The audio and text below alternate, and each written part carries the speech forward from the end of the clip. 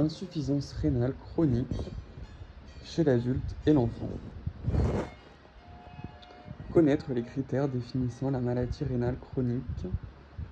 La maladie rénale chronique est définie par l'existence depuis plus de 3 mois d'une insuffisance rénale chronique définie par une diminution irréversible du DFG inférieur à 60 ml par minute par mètre carré et ou d'une anomalie morphologique rénale ou histologique ayant un retentissement clinique et ou d'une anomalie plasmatique ou urinaire secondaire à une atteinte rénale. Connaître le risque évolutif de la maladie rénale chronique. Au début de son évolution, elle est relativement silencieuse cliniquement. Cependant, plus la MRC progresse, plus le retentissement clinique est significatif, plus le risque de décès augmente. Au stade terminal, il faut envisager une suppléance de la fonction rénale. Savoir quantifier une protéinurie. La protéinurie clinique est définie par l'un de ces critères, un RAC supérieur à 300 mg par millimol, un ratio protéinurie sur créatinurie supérieur à 500 mg par gramme ou 50 mg par millimol, une protéinurie des 24 heures supérieure à 0,5 g. Connaître l'incidence et la prévalence d'une IRC terminale. La prévalence de l'IRC terminale traitée par dialyse ou par transplantation est d'environ 1250 patients par million d'habitants en France. L'incidence est de 160 nouveaux patients par an et par million.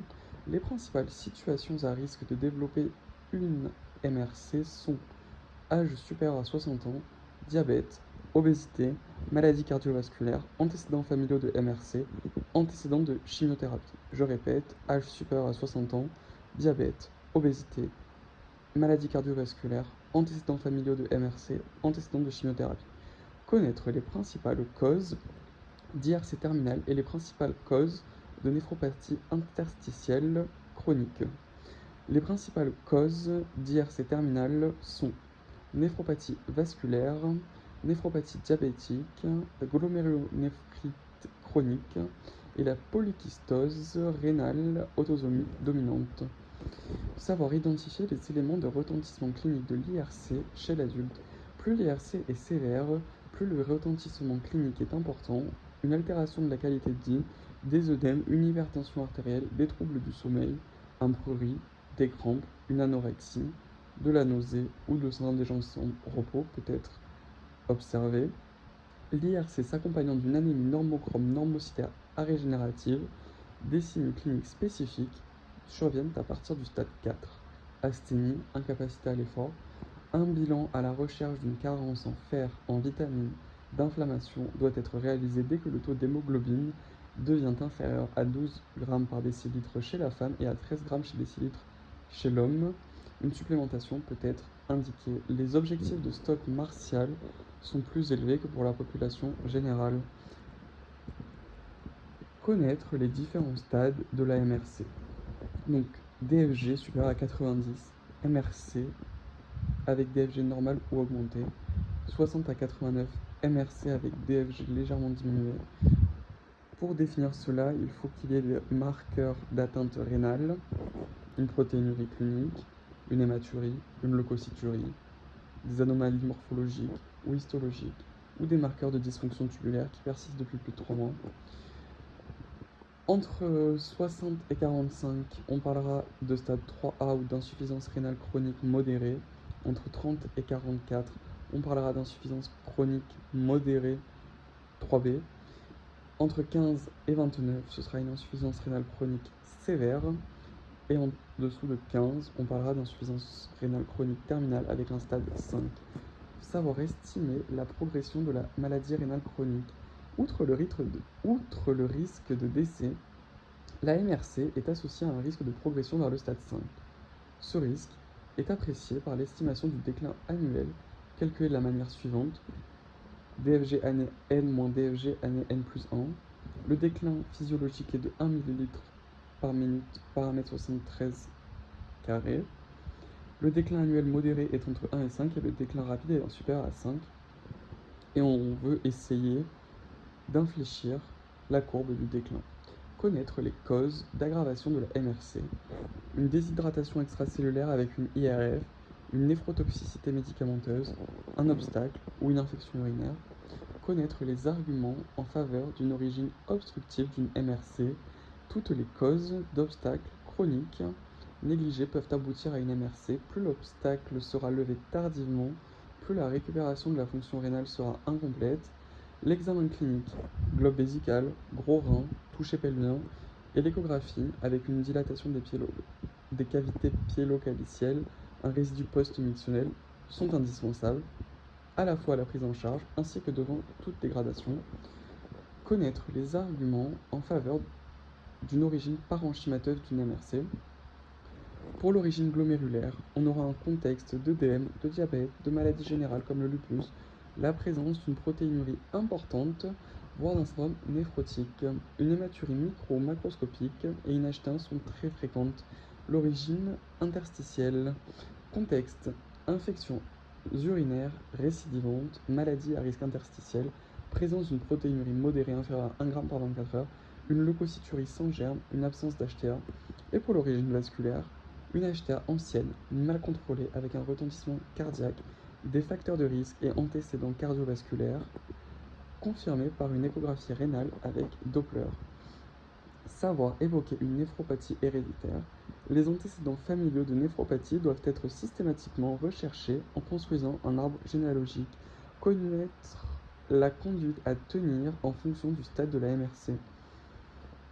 Pour le stade 1 et 2, nous faisons un diagnostic étiologique et un traitement. On essaye de ralentir la progression de la maladie avec les facteurs de risque. On évite les substances néphrotoxiques. On prend en charge les facteurs de risque cardiovasculaires. On prend en charge les comorbidités. Pour le stade 3 et 3B, nous faisons la même chose avec en plus le diagnostic, la prévention et le traitement des complications et des maladies associées. On essaye de préserver le capital veineux et de vacciner contre l'hépatite B à partir du stade 3B, donc entre 30 et 44 ml par minute. Pour le stade 4, on informe et on prépare le traitement de suppléance et on évalue la nécessité d'inscrire sur une liste d'attente de transplantation quand le DFG est inférieur à 20. Au stade 5, on évalue en vue d'une inscription et on traite par dialyse. Le patient doit être informé et préparé à la technique choisie. Le début de la dialyse est déterminé avec le ou la patiente en fonction de la symptomatologie clinique et ou biologique. Connaître les facteurs de progression de la MRC.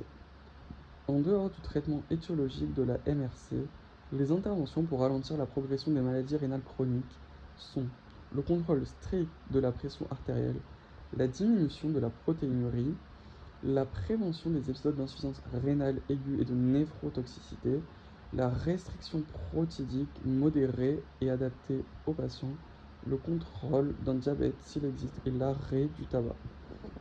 Connaître les objectifs et les moyens de néphroprotection.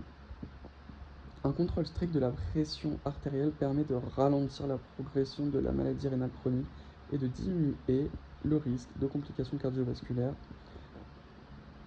La pression artérielle doit être inférieure à 130/80 lorsqu'il y a une albuminurie supérieure à 30 mg par 24 heures, qu'il soit diabétique ou non. Inférieure à 14,9 si la protéinurie est inférieure à 30 mg par 24 heures. Elle doit être supérieure à 110 mm de mercure de systolique dans tous les cas. Les conditions de mesure de l'APA sont importantes. En cas d'asymétrie tensionnelle, on prendra du côté le plus élevé. La mesure au cabinet doit rechercher une hypotension orthostatique. L'automesure tensionnelle est la référence et permet d'impliquer le patient dans sa prise en charge. Et la MAPA permet d'évaluer le profil tensionnel sur 24 heures. Une restriction sodée à 5 mmol par jour, donc 6 grammes, permet une amélioration du contrôle de la PA chez les patients ayant une MRC. Son suivi peut être vérifié par la mesure de la natriurése des 24 heures. Associé au contrôle de la PA, un contrôle strict de la protéinurie permet de ralentir la progression de la MRC. Un IEC, ou en cas d'intolérance à un ARA2, doit être utilisé en première intention chez le patient diabétique dès que l'albuminurie est supérieure à 30 et chez le patient non diabétique dès que l'albuminurie est supérieure à 300. En cas de protéinurie sans hypertension, on utilise un IEC On veut obtenir une protéinurie inférieure à 0,5 g par gramme avec la dose maximale tolérée pour que la passe reste supérieure à 110 mmol de mercure. Milligrammes. Les associations IEC-ARA2 ne sont pas recommandées. Stratégie thérapeutique en fonction de l'atteinte ou non des cibles. Les cibles thérapeutiques sont atteintes poursuite du traitement et de la surveillance en cas d'effet secondaire spécifique des IEC, notamment une toux, remplacer l'IEC par un ARA2. Si la PA cible est supérieure à 130, vérifiez l'observance, la restriction SED, au besoin un diurétique tasidique si le DFG est supérieur à 30 ou de lance s'il est inférieur à 30 peut être prescrit en complément des IEC. En cas d'échec, on associe une autre classe thérapeutique, bêta-bloquant ou calcibloqueur, et on demande un avis spécialisé néphrologique. Si la protéinurie est supérieure à 0,5, on augmente progressivement la posologie de l'IEC ou de l'ARA2 prescrit, à condition d'une bonne tolérance clinique et biologique. Connaître les conditions d'introduction, d'utilisation et de surveillance des bloqueurs. Une hypotension ou une insuffisance rénale aiguë à l'introduction du traitement et une hypercalémie, surtout chez le diabétique en cas d'IRC, peuvent arriver. Conduite à tenir, diminuer éventuellement les doses de diurétiques et éviter l'introduction d'un IEC ou d'un ARA2 après une déplétion SED aiguë, traitement d'un œdème aigu du poumon, débuter par une posologie basse puis augmenter progressivement par palier en 2 à 4 semaines, d'autant que le patient est âgé et la fonction rénale altérée. L'augmentation des doses se fait jusqu'à atteindre des cibles thérapeutiques ou les doses maximales de l'AMM. Un dosage de la créatinémie et de la calémie doit être fait avant la prescription, puis 1 à 2 semaines après le début du traitement, ainsi qu'après chaque modification de posologie du fait du risque de baisse fonctionnelle réversible de la fonction rénale sous IEC ou ARA2. Une augmentation de la créatinémie de 10 à 20% témoigne de l'efficacité. En cas d'une augmentation supérieure à 30, arrêtez temporairement l'IEC qui pourra être réintroduit progressivement après avoir écarté une sténose d'artère rénale et après une diminution des doses de diurétiques.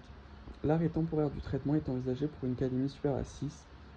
Pour une calémie entre 5 et 6, recherchez un écart diététique et éventuellement débuter un traitement diurétique hypocalémant ou une résine empêchant l'absorption du potassium alimentaire.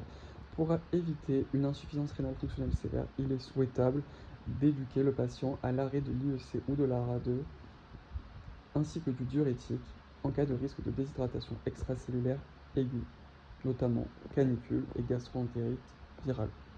Connaître les modalités de la restriction protidique.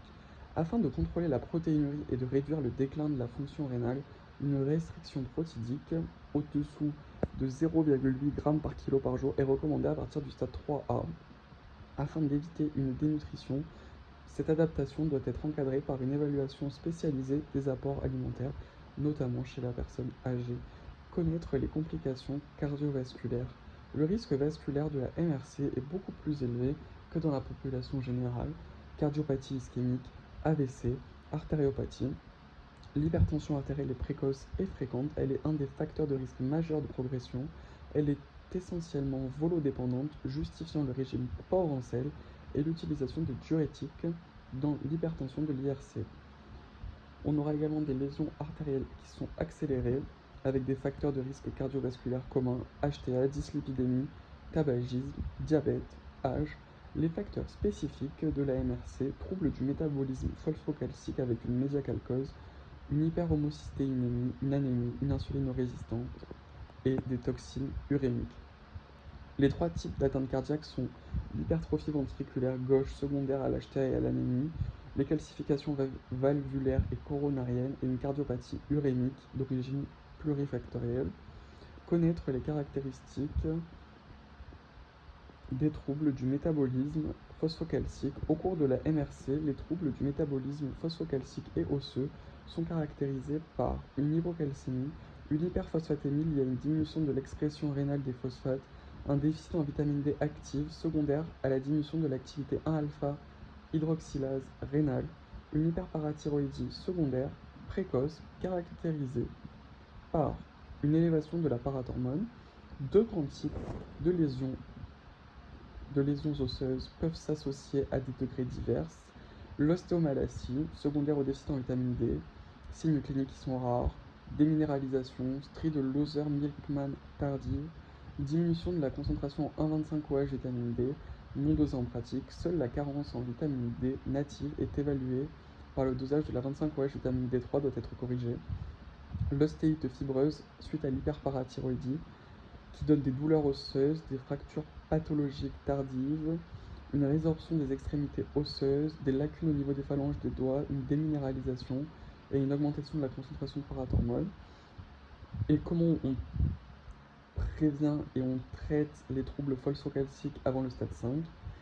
On donne des apports en vitamine D3 naturelle en cas de carence documentée. On fait des apports calciques entre 1 et 2,5 g par jour en calcium.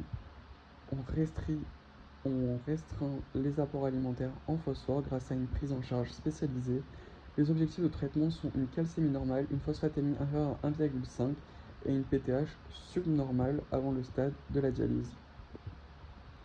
Connaître les mécanismes de l'acidose métabolique au cours de l'IRC ainsi que sa prévention. L'acidose métabolique survient au cours de la MRC en raison d'un défaut d'élimination de la charge acide.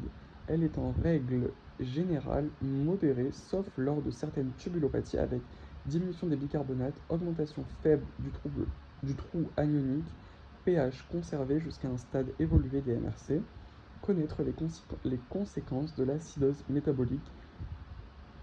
L'acidose métabolique a pour conséquence un catabolisme protéique musculaire excessif, une aggravation des lésions d'ostéodystrophie rénale, une majoration du risque d'hypercalémie. La correction de l'acidose métabolique a pour objectif une bicarbonatémie supérieure à 22 mmol par litre et nécessite l'utilisation d'alcalinisants de type bicarbonate de sodium. Connaître les principes de la dialyse. Le but est de contrôler les volumes liquidiens en maintenant le patient à un poids idéal théorique, d'extraire les molécules à élimination urinaire comme l'urée, la créatinine et d'autres toxines, de corriger les anomalies électrolytiques induites par l'IRC terminal, hypercalémie, acidose, hypocalcémie, dysnatrémie. L'hémodialyse est la plus utilisée avec 3 séances hebdomadaires de 4 à 6 heures. La dialyse péritonéale est une technique de dialyse qui permet le traitement à domicile avec préservation de la qualité de vie. La membrane péritonéale permet les échanges par des transferts diffusifs ainsi qu'une ultrafiltration. L'épuration est continue du liquide de dialyse est laissé en permanence dans l'abdomen. La modalité et la périodicité des échanges sont adaptées selon les besoins.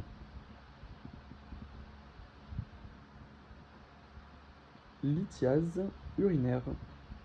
Connaître la définition de la lithiase et du calcul urinaire. Lithiase, maladie dont la conséquence est la formation de calculs dans la voie urinaire excrétrice, excrétrice.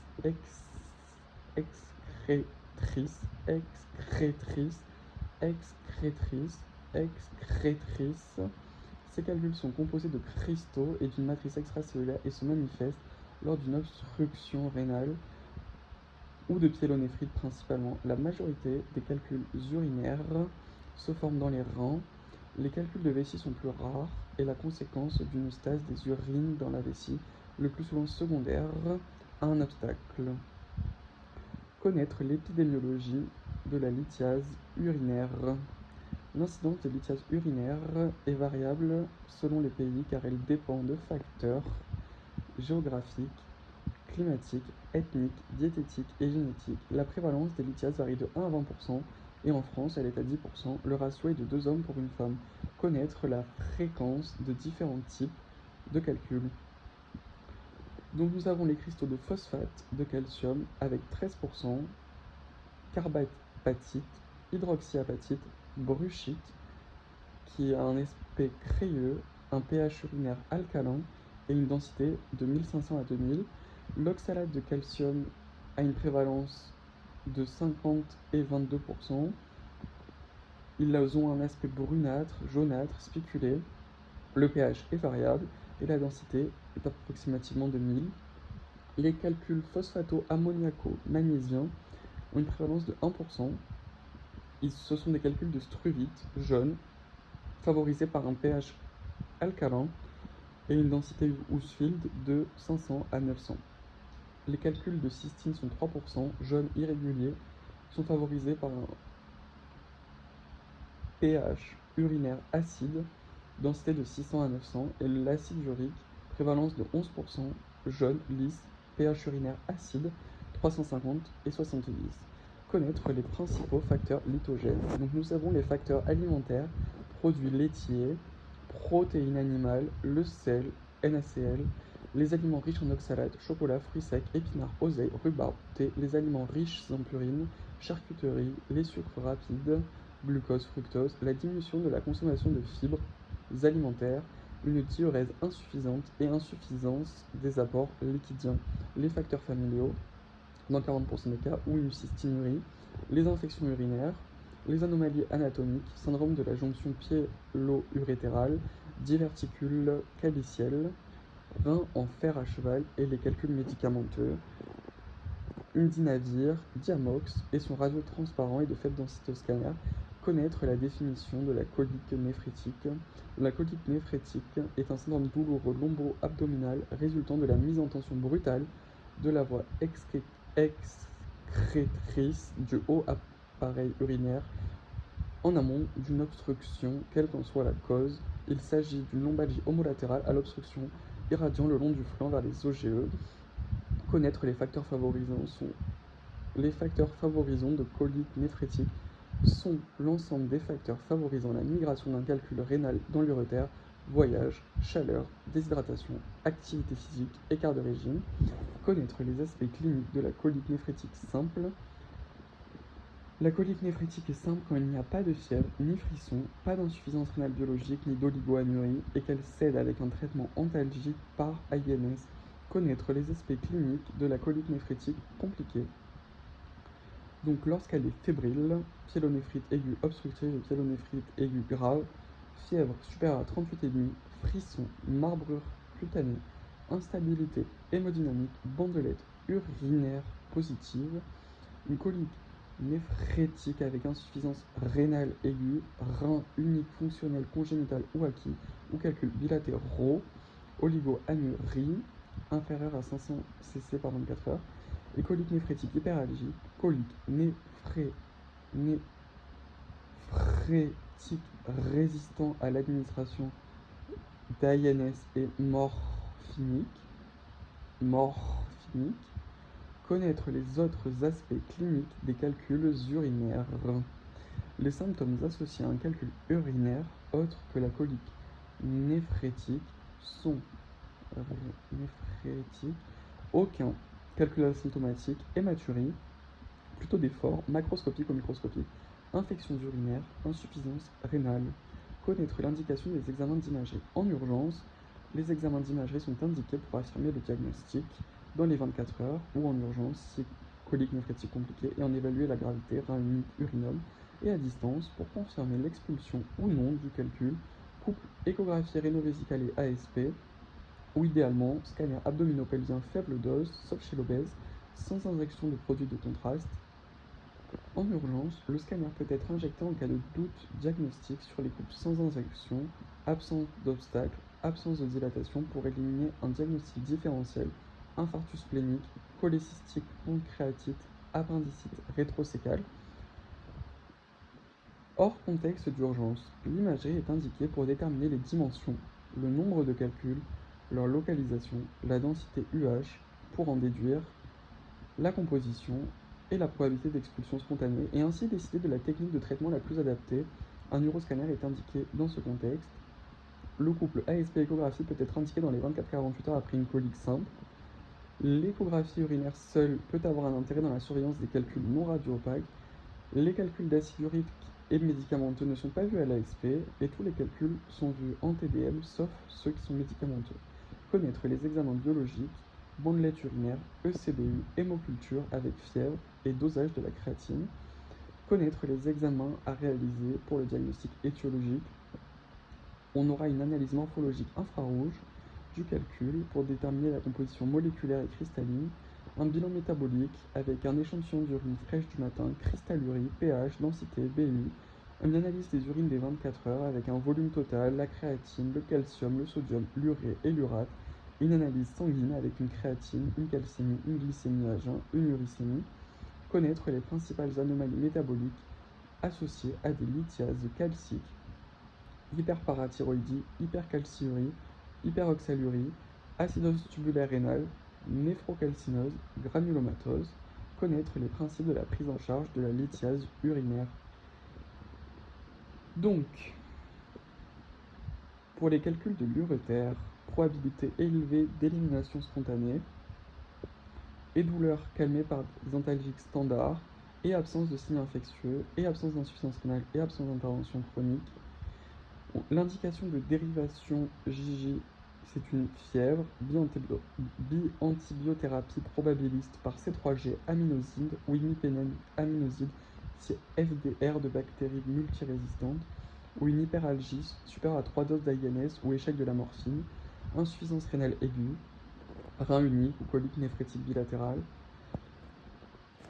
Indication de traitement actif. Dans l'urétère proximal, inférieur à 10 mm, on fait une urétroscopie ou une LEC. Si supérieur à 10 mm, on fait une urétroscopie ou une LEC, qui est un traitement associé à la morbidité et au taux de complications les plus faibles. Si dans l'urétère distal, inférieur à 10... Bon, en fait, voilà, on a compris.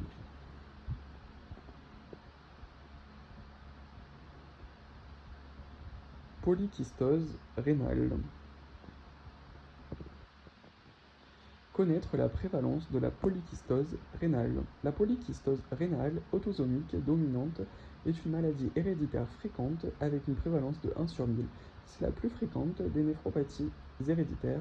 Elle est la cause de 8 à 10% des insuffisances rénales terminales. C'est la plus fréquente des néphropathies héréditaires. Elle est la cause de 8 à 10% des insuffisances rénales terminales. Connaître le mode de transmission autosomique dominant. Deux gènes sont impliqués dans la grande majorité des cas, PKD1 et PKD2. La maladie est semblable dans les deux cas. L'âge moyen de l'insuffisance rénale terminale est à 54 ans, vs 69 ans dans les deux cas, et c'est autosomique dominant. Connaître la présentation clinique et les circonstances du diagnostic de la polykystose rénale. À l'occasion d'un bilan d'HTA, révélation par une complication rénale, douleur ou pesanteur, lombaire, hématurie macroscopique, colique néphrétique, infection d'un kyste rénal, insuffisance rénale, fortuitement par la découverte à l'échographie de kystes rénaux et ou hépatiques lors d'une enquête familiale à localisation d'une manifestation extra-rénale ou une complication de kyste hépatique par exemple. Connaître les critères diagnostiques de la polykystose rénale. Le diagnostic repose généralement sur l'association de antécédents familial de polykystose rénale autosomique dominante, kystes rénaux à l'imagerie abdominale. Celui-ci montre typiquement deux reins de taille augmentée déformés par des kystes multiples et souvent une polykystose hépatique associée présente dans 30 à 70% des patients. Le nombre et la taille des kystes augmentent avec l'âge. Chez l'enfant et l'adulte jeune, le diagnostic peut être incertain si les kystes sont très peu nombreux ou de petite taille. Après l'âge de 40 ans, le constat de 0,1 kyste exclut la maladie. Il n'est pas actuellement indiqué de rechercher systématiquement une variation génétique de PKD1 ou 2, sauf cas particulier.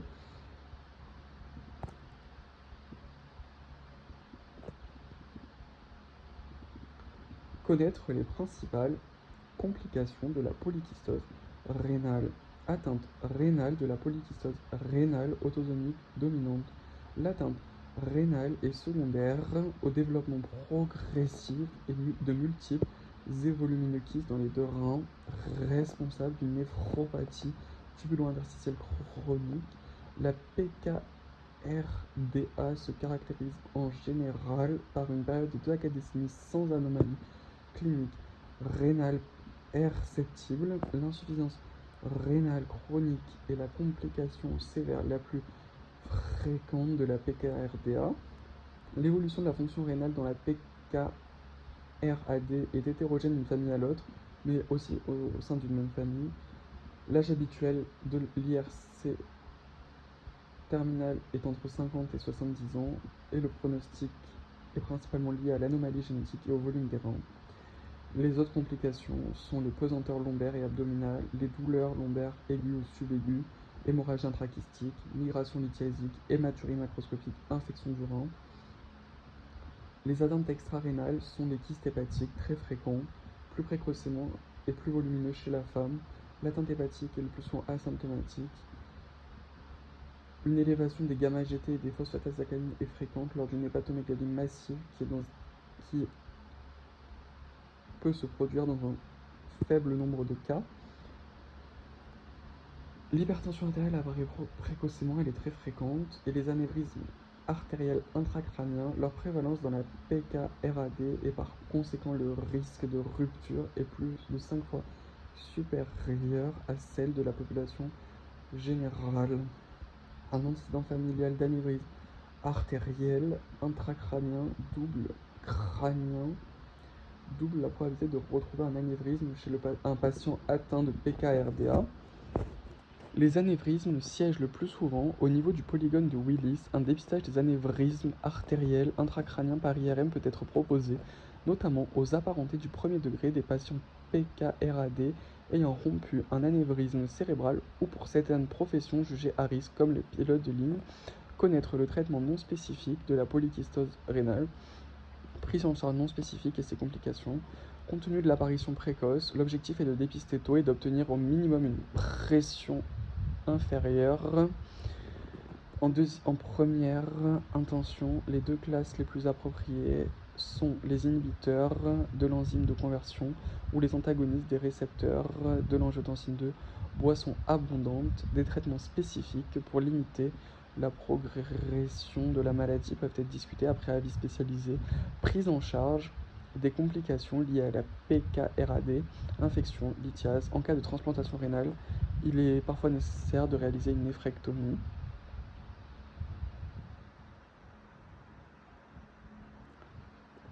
Hypercalcémie. Connaître les normes de la calcémie totale et de la calcémie ionisée. La calcémie totale comprend une fraction liée à l'albumine, une fraction ionisée. Seule la forme ionisée est la forme régulée.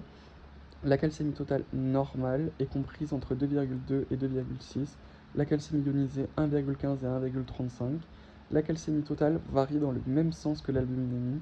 Hypocalcémie en cas d'hypoalbuminémie et hypercalcémie en cas d'hyperalbuminémie.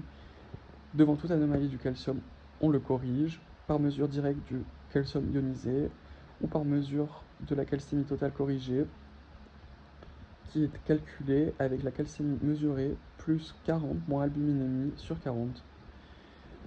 Identifier une hypercalcémie. L'hypercalcémie est définie par une calcémie totale supérieure à 2,6 mmol ou une ionisée supérieure à 1,35. Les signes de l'hypercalcémie sont anorexie, nausées, vomissements et rares poussées de pancréatite aiguë, neuropsychique, asthénie, déficit cognitif et troubles de l'humeur, confusion, épisodes hallucinatoires ou psychotiques et coma si hypercalcémie sévère, rénaux, syndrome polyuropolydystique par diabète insipide néphrogénique, baisse de la sensibilité à l'ADH, déshydratation extracellulaire par perte de NaCl, parfois compliquée d'insuffisance rénale fonctionnelle, cardiologique par raccourcissement du QT à l'ECG, si hypercalcémie maligne, trouble du rythme avec risque de tachycardie ventriculaire ou bradycardie sévère.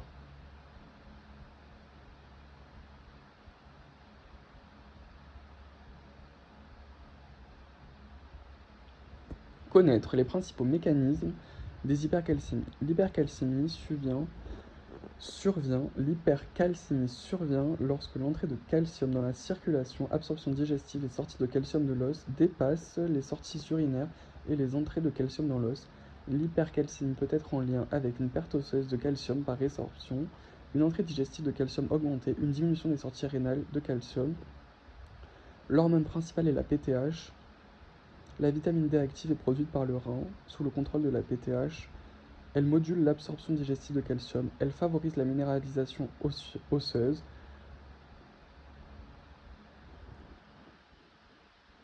Connaître les principaux signes cliniques associés à l'hypercalcémie.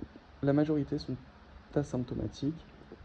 Nous avons des signes digestifs, anorexie, nausées, vomissements et rares poussées de pancréatite aiguë, neuropsychique, asthénie, déficit cognitif, troubles de l'humeur, confusion, hallucinations, coma, syndrome polyuropolycystique par diabète insipide néphrogénique, baisse de la sensibilité à l'ADH, déshydratation extracellulaire par perte de NaCl, parfois compliquée d'IRR, raccourcissement du QT à l'ECG, crise aiguë hypercalcémique, trouble du rythme avec risque de tachycardie ventriculaire ou bradycardie sévère.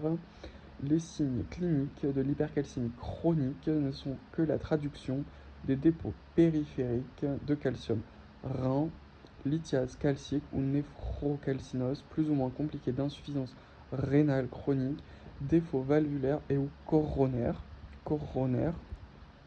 Connaître les principales anomalies ECG. On a un raccourcissement de l'espace QT, une tachycardie sinusale, des troubles de la repolarisation avec un sous-décalage du ST, des troubles du rythme ventriculaire. Donc, quand on regarde le CG, les QT sont à 2 carreaux, le PR est très restreint, le QRS est très restreint, sous-décalage du segment ST et une tachycardie sinusale. Connaître les examens complémentaires. Le diagnostic peut être évoqué devant une calcémie totale corrigée supérieure à 2,6. Le diagnostic physiopathologique nécessite la PTH, la phosphatémie, la vitamine D active, la 25OH vitamine D et la calciurie des 24 heures. Devant une hypercalcémie, une PTH basse définit un mécanisme extraparathyroïdien, osseux en particulier. Une normale ou élevée signe une hyperparathyroïdie primaire. La démarche diagnostique à partir des résultats de première intention est présente dans le tableau présenté dans le fichier LISA. On fait un bilan de retentissement avec une créatinémie, un ECG. Pour résumer, les examens sont une calcémie totale, une albuminémie, une créatinémie, un ECG, une PTH, phosphatémie, calcitriol, calciurie. Examen complémentaire à visée étiologique en deuxième intention. Connaître les principales étiologies. Donc, en cas d'hypercalcémie parathyroïdienne avec une hypercalciurie et une hypophosphatémie, le diagnostic d'hyperparathyroïdie primaire peut être affirmé. C'est l'étiologie la plus fréquente. C'est un diagnostic biologique. Hyperparathyroïdie primaire, surtout chez la femme supérieure à 40 ans. Complications potentielles rénales, néphrocalcinose ou osseuse avec une ostéoporose. Un adénome d'une des 4 glandes parathyroïdiennes ou une hyperplasie qui sont plus rares avec des formes de NEM1 ou 2A ou une HRPT2 ou un carcinome parathyroïdien. Nous avons des examens morpho-fonctionnels d'aide au diagnostic ou de localisation, une échographie cervicale et une scintigraphie au MIBI, un TEP-choline en cas de discordance, qui sont utiles en cas de traitement chirurgical. Et en cas d'hypercalcémie extraparathyroïdienne, on distingue les formes osseuses, métastase, myélome, hyperthyroïdie, intoxication à la vitamine A, immobilisation prolongée, les formes digestives associées à une hypercalciurie, intoxication à la vitamine D native ou active, augmentation de production de calcitriol en dehors du rein, sarcoïdose, tuberculose, lymphome, acromégalie, les formes rénales avec une calciurie basse diurétique tasidique, l'hypercalcémie humorale maligne dans un syndrome paranéoplasique avec une PTH-like, et les formes plus rares, intoxication au calcium avec les buveurs de lait et la correction de rhabdomyolyse, et connaître le principe de traitement des hypercalcémies sévères supérieures à 3,5 mmol. Ce sont des urgences, elles nécessitent un traitement symptomatique en première intention, puis secondairement un traitement de la cause. On perfuse du sérum salé isotonique, on injecte du bicarbonate, la dose dépend de la sévérité de l'hypercalcémie et de la fonction rénale. On arrête les traitements inducteurs, comme le calcium, la vitamine D, les tasidiques, le lithium et les digitaliques.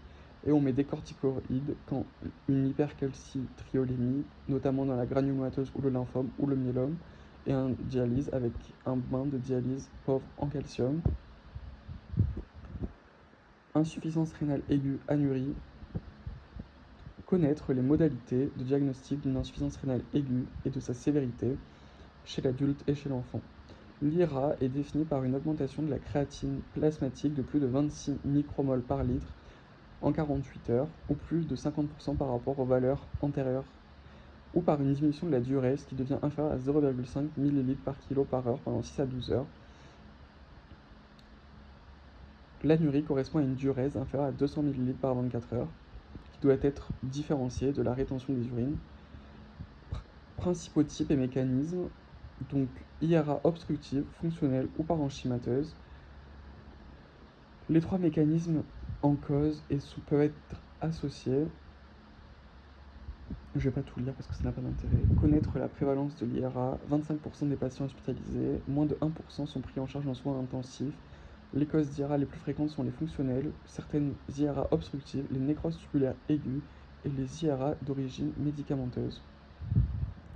Connaître les modalités de prescription et d'interprétation des résultats des examens complémentaires. La créatinine plasmatique augmente rapidement en cas d'IRA. La réalisation d'une imagerie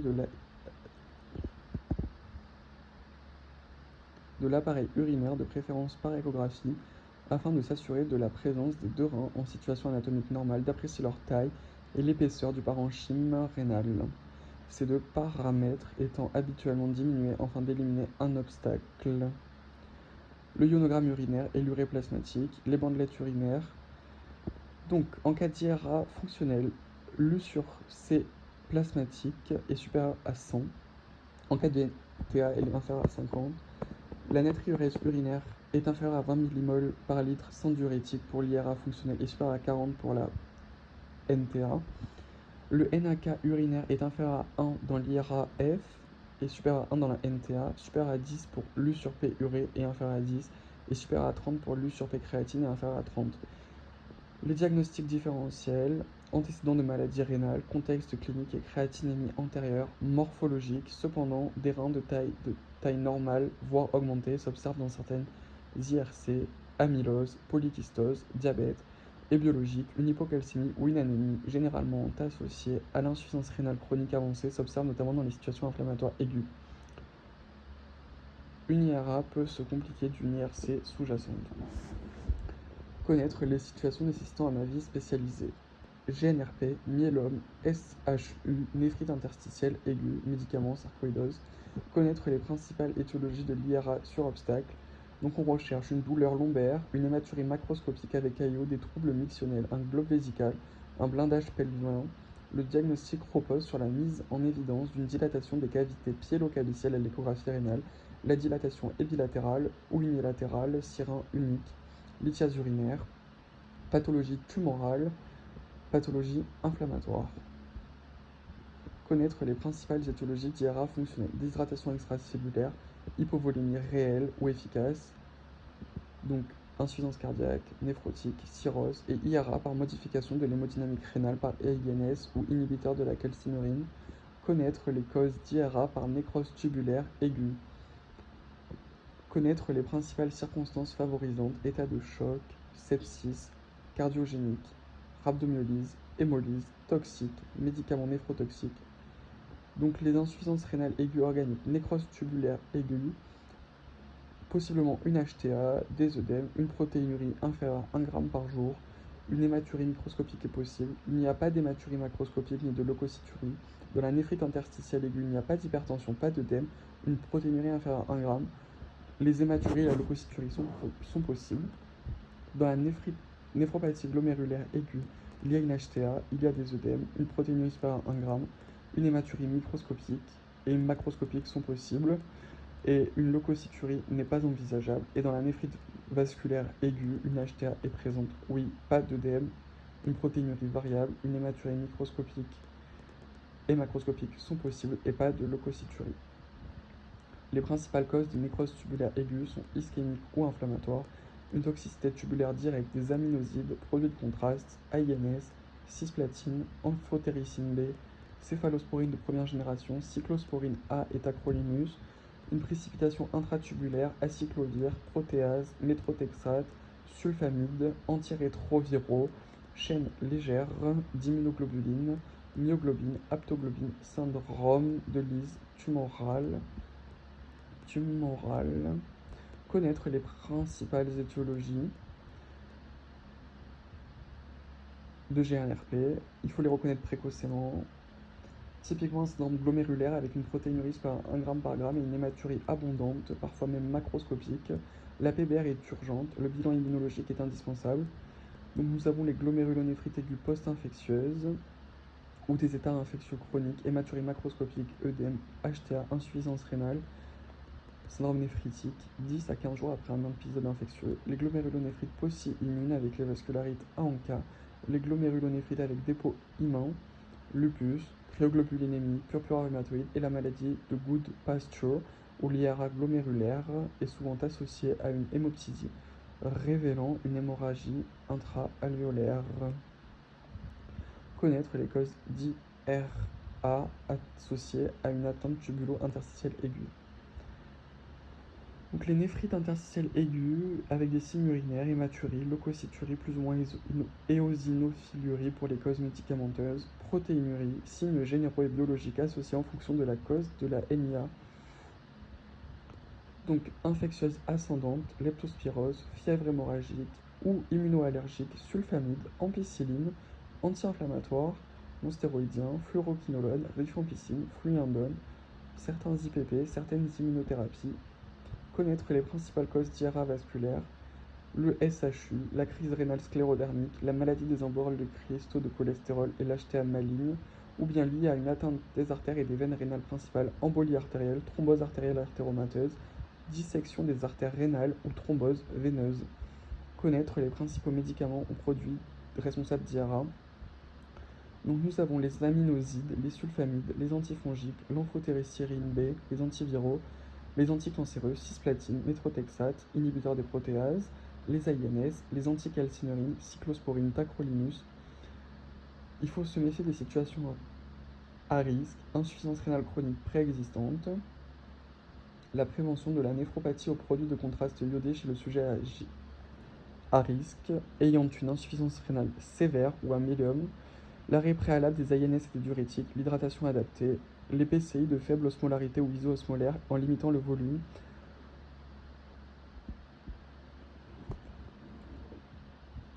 Connaître les principales causes d'IRA chez l'enfant. Spécificité de l'IRA chez l'enfant.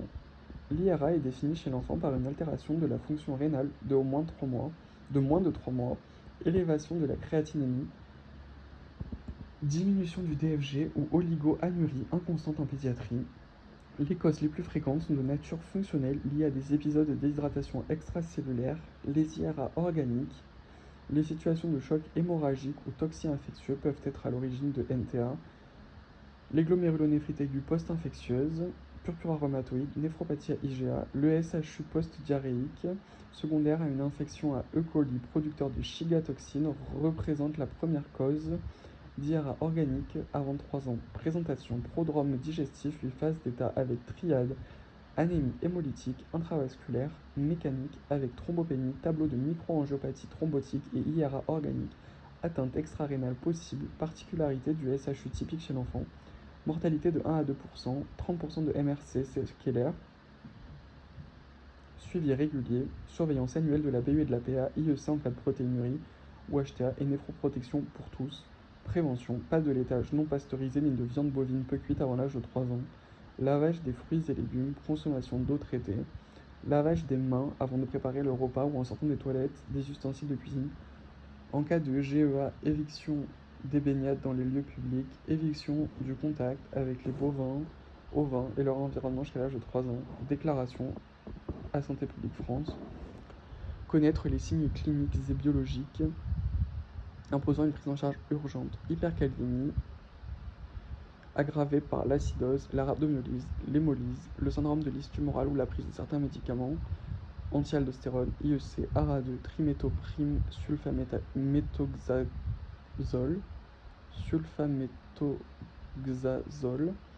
dosage systématique plus ECG, traitement urgent, acidose métabolique fréquente, le plus souvent modérée au cours des IRA, en cas d'acidose sévère associée à l'IRA, intoxication à l'éthylène glycol, surcharge hydrosodée, malnutrition, infection nosocomiale, hémorragie digestive.